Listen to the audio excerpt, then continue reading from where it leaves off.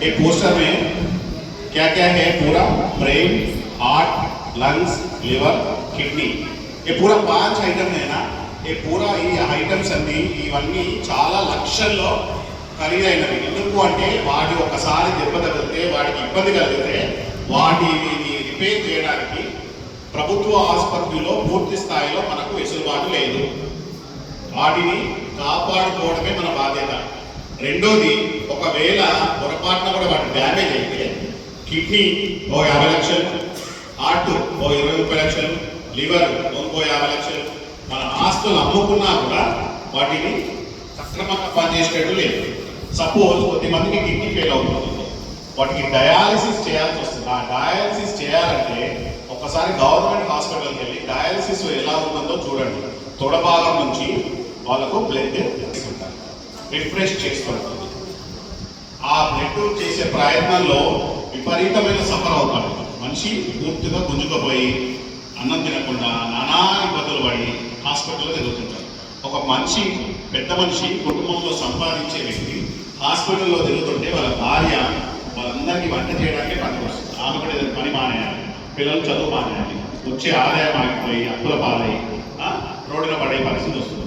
అలాంటి పరిస్థితి రావద్దు అంటే వీటన్నిటికీ ఖాళీగా పోలీసులు చూస్తూ ఊరుకోము. 100% కేసులు రిజిస్టర్ చేసి జైలు పంపిస్తాము. రెండోది, ఈ డ్రగ్స్ విషయంలో, ఈ కల్తీ కళ్ళు విషయంలో ఎవరన్నా ఇన్వాల్వ్ అయితే, నాటు సరా కుటుంబం లాంటి ఇన్వాల్వ్ అయితే narcotic bureau, police, excise police కొరడా తెలిపిస్తుంది. 100% ప్రభుత్వం దీని మీద తీవ్రంగా కృషి చేస్తుంది, కట్టడి చేయాలని. ఈ మధ్య కాలంలో డ్రగ్స్లో ఇన్వాల్వ్ అయిన, ఎక్కడైతే కంపెనీలో డ్రగ్స్ తయారవుతుందో మెటీరియల్, ఆ మెటీరియల్ తయారు చేసే కంపెనీ ఒక 3-4 సంగారెడ్డి లిమిట్స్, మెదక్ లిమిట్స్లో ఉంటే 270 కోట్ల ఆస్తులను సీజ్ చేసేసి, కంపెనీ ఆస్తులు ఉంటాయి కదా, ఆ కంపెనీ ఆస్తులన్నీ సీజ్ చేసి, అది కాకుండా ఆ ఇన్వాల్వ్ అయిన దాంట్లో వాళ్ళ బంధువులని, వాళ్ళ తమ్ముడిది, అన్నది, పెద్దనాన్నది, చిన్నాన్నది, అక్కడి చెల్లి ఆస్తులు ఉన్నాయనుకో, కారు కానీ, మోటార్ సైకిల్లో కానీ, ప్లాట్లు కానీ, ఇండ్లు కానీ, పొలాలు కానీ, బ్యాంక్ బ్యాలెన్స్ కానీ, bank transaction, total legal money నుంచి సంపాదించిన ఒక సింపుల్గా కేసు అయితే వాటన్నింటినీ జప్తు చేసి గవర్నమెంట్కి రాస్తుంది. కోర్టు కేసు కావాలంటే 6 నుంచి 8 ఏళ్ళు, పనిష్మెంట్ వచ్చేటందుకు 10 ఏళ్ళు, 10 సంవత్సరాల పైన పనిష్మెంట్ వస్తుంది. 10 సంవత్సరాలు జైల్లో చిప్పకూడదు తినాల్సి వస్తుంది. అప్పటి వరకు ఆ ఆస్తులు గవర్నమెంట్ దగ్గర సీజ్ అయి ఉంటాయి. అయిపోయిన తర్వాత కూడా గవర్నమెంట్ వాటిని రిలీజ్ చేయదు. ఇట్లాంటి విషయాల్లో ఇన్వాల్వ్ అయితే ప్రభుత్వం కానీ, పోలీసులు కానీ కఠినంగా ప్రవర్తించే అవకాశం ఉంది. మేము వెరీ రీసెంట్ కేసెస్ రిజిస్టర్ చేసే హైదరాబాద్ సిటీ, నిజామాబాద్ మంచి పెద్ద పెద్ద టౌన్లలో, కరీంనగర్ లాంటి టౌన్లలో చేస్తే డ్రగ్స్ కేసెస్లో, కల్తీ కళ్ళు కేసులలో 50 నుంచి 70% యూత్ ఉంది. వాళ్ళ ఏజ్ ఎంత అంటే 16 నుంచి 30 లోపే కేసెస్లో ఇన్వాల్వ్ అవుతున్నారు. 16 to 30 యంగ్ ఏజ్ వాళ్ళందరూ క్రిమినల్స్గా మారుతున్నారు. సో చాలా మందికి ఊళ్ళల్లో చదువుకునే దగ్గర చెప్పకపోవచ్చు, వాళ్ళకి తెలియకో ఇలాంటి జరుగుతుంది అన్న ఉద్దేశంతో మేము ఒక అవగాహన కార్యక్రమాలు ఊరూరా చేస్తున్నాం. ఈరోజు నిజామాబాద్ జిల్లాలో నాలాంటి ఇన్స్పెక్టర్లు 18 మంది, ఒక 16 మంది ఏసీపీలు, 2 అడిషనల్ ఎస్పీలు ప్రతి విలేజ్ ప్రజలను మేల్కొల్పే ఉద్దేశంతో, వాళ్ళకు నచ్చ చెప్పాలన్న కారణంతో, ఏ ఉద్దేశంతో ఇదంతా జరుగుతుందో వాళ్ళకు వివరించాలన్న ఉద్దేశంతో ఇప్పటిదాకా 8 గ్రామాలు కూడా పర్యటించి వస్తున్నాం. ఇప్పుడు నవీపేట్ గ్రామంలో పెట్టేది ఏంటంటే, నవీపేట్లో ఎన్ని కల్లిబట్లు ఉన్నాయి మీరు ఈవినింగ్ వెళ్ళి చూడండి, కిటకిటకిటకిట లాడిపోతారు. నో ఇమీడియట్గా దొరకదు మనకు. Full rush. Cinema theatre, stadium, cricket stadium లాగా అది కూడా చాలా గ్రీన్ బిజినెస్ అన్నది. సో వాళ్ళు చెప్తున్నాం కదా, అది యాక్చువల్గా న్యాచురల్గా వచ్చే కళ్ళు కాకుండా అడల్టరీ ఫామ్లో ఒక కల్తీ ద్వారా జరుగుతున్నది. అది మన బాడీ మీద 100% దుష్ప్రభావం చూపిస్తుంది. మీ ఫ్రెండ్స్ కానీ, మీ రిలేటివ్స్ కానీ, మీ అన్నదమ్ములు కానీ, మీ తల్లిదండ్రులు కానీ, మీ తమ్ముడు, అన్న ఎవ్వరు ఉన్నా కూడా వాటి జోలిన వెళ్ళకుండా కట్టడి చేయాలి. ఒకవేళ మీకు అలవాటు సిఐ గారు నాగపట్నం హైదరాబాద్ నుంచి స్పెషల్గా ఈ కల్తీ కళ గురించి కొత్త పదార్థాల మీద అవగాహన కల్పించడానికి రావడం జరిగింది. Thank you sir. అందరికీ గ్రామ పెద్ద మనుషులకు తర్వాత యూత్ అందరికీ గుడ్ ఆఫ్టర్నూన్. ముఖ్యంగా ఇప్పుడు ఇక్కడ ఉన్న వాళ్ళందరికీ చాలా మందికి అలవాటు లేకపోవచ్చు, ఎందుకంటే యూతే ఎక్కుతున్నారు. మీకు అలవాటు లేదైనా మాకెందుకు అనుకుంటారేమో. మీ ఇంట్లో మీ పెద్దవాళ్ళు, మీ అమ్మ కావచ్చు, మీ నాన్న కావచ్చు, మీ బాబాయ్ కావచ్చు, మీ మామ కావచ్చు, మీ వాళ్ళు తాగుతూ ఉంటారు. వాళ్ళని మార్పించండి, ఓకేనా? మీకు అలవాటు లేదని చెప్పి వదిలేయకుండా మీ ఇంట్లో వాళ్ళు కావచ్చు, చుట్టుపక్కల ఫ్రెండ్స్ కావచ్చు, లేకపోతే మీ పక్కింటి వాళ్ళు కావచ్చు, వాళ్ళందరినీ మార్పించే బాధ్యత మీ పైన ఉంది. అది మీకోసమే, మీ ఆరోగ్యం పాడగాకుండా అని చెప్పి వాళ్ళకి నచ్చజెప్పండి.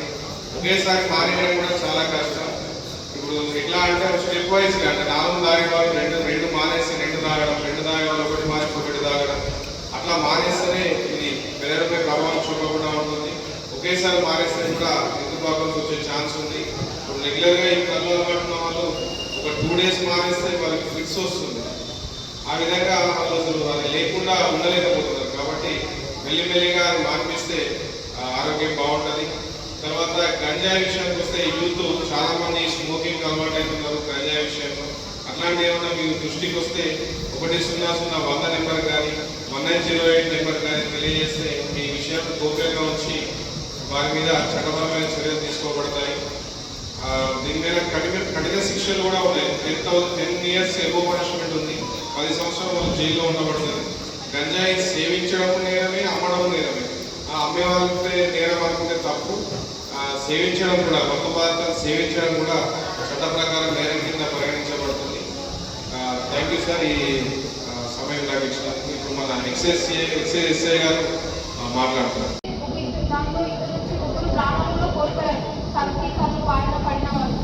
సో మనం ఏ విషయంలోనూ కల్తీని యాక్సెప్ట్ చేయము. మీ ఇంట్లో వచ్చే పాలు కల్తీ వస్తున్నాయంటే మీ ఊరు గొడవ పెడతారా లేదా పాలు పడటం? మరి అట్లాంటిది అంత చిన్నదానికి మీరు యాక్షన్ తీసుకుంటున్నారు. ఎందుకు కల్తీ పాలు ఎందుకు ఇస్తున్నారు? అట్లాంటిది కల్తీ విషయంలో కల్తీలో ఉంటుంది. కావాలని కాదు, కొంతమంది చేస్తున్నారు. వాళ్ళకి అత్యాశ ఉండడం వల్ల డబ్బు పరంగా కొంతమంది చేస్తున్నారు. అందరూ కాదు. కళ్ళు అనేది మన సంస్కృతిలో చాలా చాలా సంవత్సరాల నుంచి మన సంస్కృతిలో ఒక భాగం. కానీ దాంట్లో మత్తు పదార్థాలు కలపడం వల్ల మామూలు జనాలు దానికి బానిసలు అవుతున్నారు. కళ్ళుకి బానిసలు అవడం వల్ల మీ ఆరోగ్యం పాడవుతుంది. ఆరోగ్యం అంటే ఏంటి? శారీరక ఆరోగ్యం, మానసిక ఆరోగ్యం మరియు సామాజిక ఆరోగ్యం కూడా. మీరు కళ్ళు తాగి బానిసలు అవుతే మీ ఇంటి పక్కన వాళ్ళు మీకు రెస్పెక్ట్ ఇస్తారా?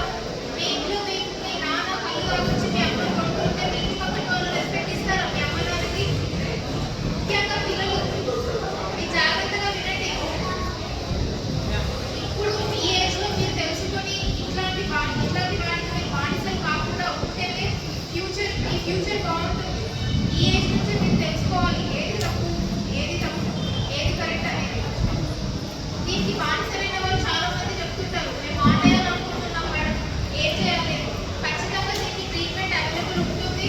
ఎవరైతే కళ్ళు కానీ, సిగరెట్ కానీ, బీడీ కానీ, మందు కానీ ఏదైనా మీకు మానేయాలి అనే ఆలోచన వస్తే చాలా మంచిది. దానికి సపోర్ట్, మీకు మెడికేషన్ మేము హెల్ప్ చేస్తాం. ఇట్లా ఉన్న వాళ్ళు మా దగ్గరికి రండి. లేదు మేము రాలేము, మాకు మొహమాటం అనుకుంటే 14416 ఈ నంబర్కి కాల్ చేసి మాట్లాడవచ్చు. ఈ నంబర్ మీకు ఇంట్రెస్ట్ ఉన్న వాళ్ళందరూ మీరు ఫోన్లో సేవ్ చేసుకోవచ్చు. 144116 ఈ నంబర్ టోల్ ఫ్రీ నంబర్. దీనికి కాల్ చేయడానికి మీ ఫోన్లో బ్యాలెన్స్ ఉండే అవసరం కూడా లేదు. ఈ నంబర్కి కాల్ చేస్తే మీకు మానసిక నిపుణులు మాట్లాడి కౌన్సిలింగ్ ఇస్తారు. మీరు మానేయాలనుకుంటున్నారు కాబట్టి మీరు ఏం చేయాలి, ఏ మందులు వేసుకోవాలి, మళ్ళీ దానికి బానిస కాకుండా మిమ్మల్ని మీరు ఎలా కాపాడుకోవాలి అనేది చెప్తారు. ఇప్పటి నుంచి మీ అందరూ ఈ రోజు నుంచైనా ఇంత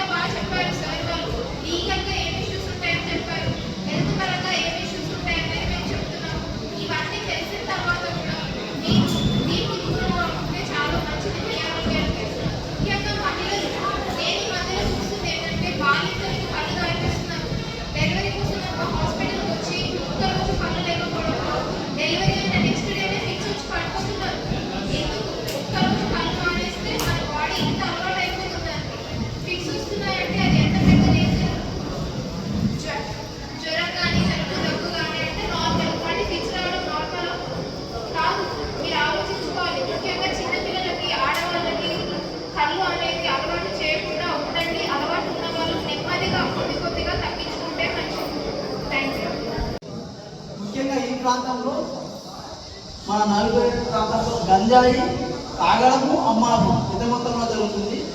ఇక్కడ ఉన్నటువంటి యువతలో కూడా పాఠశాల స్థాయిలో 8th, 9th, 10th, intermediate, degree plus Hyderabad engineering చదువుతున్న వాళ్ళు కూడా చాలా మంది ఎడిక్ట్ అయిపోయి బానిస అయిపోయారు ఈ గంజాయి తాగడానికి. వాళ్ళని చూసి గుర్తుపట్టడం కూడా చాలా జరుగుతుంది. నేను తాగుతున్నా తాగానని అనుకుంటారు, కానీ ఇక్కడ వచ్చిన వాళ్ళలో కూడా ఒక 3-4 ఫేసెస్ నేను ఇప్పుడు 100% నేను చెప్పగలను. ఇక్కడ హాజరైన వాళ్ళలో కూడా ఎవరు తాగుతారు అన్నది నేను చూసి నేను గుర్తుపట్టగలుగుతాను ఖచ్చితంగా. మీ ఫేస్, మీ పనులు చూసి మేము ఐడెంటిఫై చేయగలుగుతాం. కాబట్టి ముఖ్యంగా నేను చెప్పేది ఏమంటే మన యొక్క ఎన్ని లక్షలున్నా కోట్లున్నా మన ఆరోగ్యం ముఖ్యం. ముఖ్యమైన అవయవాలు ఏమంటే ముందు మనం హార్ట్, లంగ్స్, లివర్ అని మనం కిడ్నీ అని ఏ విధంగా చెప్పాము. ఫస్ట్ వాటిపైన ఎఫెక్ట్ అయిపోయి మన జీవితంలో మనం ఎందుకు పనికి రాకుండా కూడా జరుగుతుంది. ఒకవేళ మనము సారా తాగితే 2 గంటలు, గంట, 2 గంటలు, 3 గంటల్లో కూడా మన యొక్క మత్తు అనేది దిగిపోతుంది. కానీ గంజాయి తాగినటువంటి ఒక వ్యక్తి యొక్క మత్తు అనేది 24 hours బ్లడ్ సర్క్యులేషన్ అవుతూనే ఉంటాయి. వాడు ఏ లోపల ఉన్నాడు, వాడు ఏమి చేస్తున్నాడు, వాడు ఏ విధంగా ఉంటాడో వాడికి కూడా తెలియదు. వాస్తవంగా వింతజీవిగా ఉండడం జరుగుతుంది. ఆ మత్తులోనే, గంజాయి మత్తులోనే చాలా మట్టుకు చంపుకోవడము, ప్రాణ స్నేహితులను కూడా చంపుకునే జరిగినాయి. అదే అమ్మాయిలు అక్కడ అగాయితే చేయడం, ఇటువంటివి జరుగుతున్నాయి. కాబట్టి మన ప్రాంతంలో పాఠశాల స్థాయిలో కానీ, పాఠశాల స్థాయిలో అంటే ప్రత్యేకంగా ఎందుకు చెప్తున్నామంటే ఈ మధ్యన ఆంధ్ర ప్రాంతం వాళ్ళ 10th class 9th class students నేనే పట్టుకోవడం జరిగింది. చాలా మంది పోచంపాడు ఒక్క చోట 150 మంది పిల్లల్ని పట్టుకోవడం, వాళ్ళ కౌన్సిలింగ్ గురించి వాళ్ళ మదర్ ఫాదర్స్ కూడా పిలిపించారు. కాబట్టి ఒకసారి అలవాటు అయిందంటే వాడు ఇళ్ళకాలం వాడు బానిసవుతారు. కాబట్టి ప్రత్యేకంగా గంజాయి పండించే వాళ్ళు ఉన్నా, ఒకవేళ అమ్మేవాడు ఉన్నా, తాగేవాడు ఎవరైనా కానీ సార్ చెప్పిన విధంగా 100 కానీ 1908 కానీ కాల్ చేసి చెప్తే ఎవరు మాకు సమాచారం ఇచ్చిందని కూడా మేము ఇతరులకు చెప్పకుండా వాళ్ళపైన పనిష్మెంట్ ఇచ్చి, తాగుతున్నారు అనుకోండి కేవలం తాగుతూ అనిపిస్తే వాళ్ళని పిలిపించి వాళ్ళ తల్లిదండ్రుల్ని వాళ్ళ అన్నదమ్ముల్ని పిలిపించి కౌన్సిలింగ్ చేయడం జరుగుతుంది. మొట్టమొదటిసారిగా బాబు ఈ విధంగా అనవుతాను తెలియ ఎవరిని కూడా వదిలిపెట్టడం అనేది జరగదు. కాబట్టి అంతేకాకుండా కొందరు యువత డబ్బాష కొరకు కూడా వాళ్ళు ఒక 1000 రూపాయలు వచ్చేసి 5,000 మనం చిన్న పొట్టాలు చేసి అమ్మడం జరుగుతుంది. వాళ్ళని ఇమ్మీడియట్లీ రిమాండ్ చేసి జైలు పంపడమే జరుగుతాయి, కానీ ఎక్స్క్యూజ్ చేయడం అంటూ జరగదు. కాబట్టి ఈ ప్రాంతంలో కానీ పక్కన చుట్టుపక్కల పల్లెల్లో కానీ ఎవరైనా కానీ గంజాయి పైన అమ్ముతున్న వాళ్ళ పేరు తెలిసినా కానీ సమాచారం పెద్దలు కానీ పిల్లలు కానీ ఎవరైనా కానీ తప్పనిసరిగా మన ప్రాంతంలో గంజాయి రహితంగా చేద్దామని కోరుకుంటూ సెలవు